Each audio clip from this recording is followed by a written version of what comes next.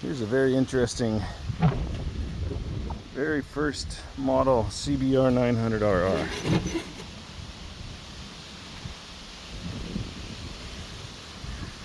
Showing 19,000 miles, which is interesting.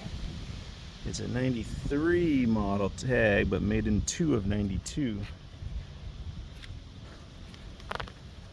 I looked under the seat, and it's got the proper sticker code for this particular color.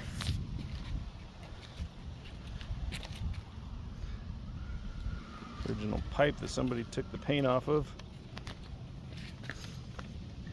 Now, I know some of these had black wheels for the 92 and, well, 93 with this. This is where I'm confused.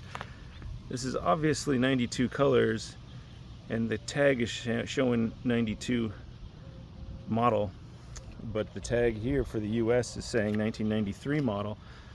Now, the original owner bought this out of Michigan, so I don't know if this would have been like a Canadian import they brought over and had modified with the mile per hour. I'm not entirely sure. It's just a very, interesting find in a very cool early model CBR fireblade. I think it's number 800 and something. Yeah, anyway.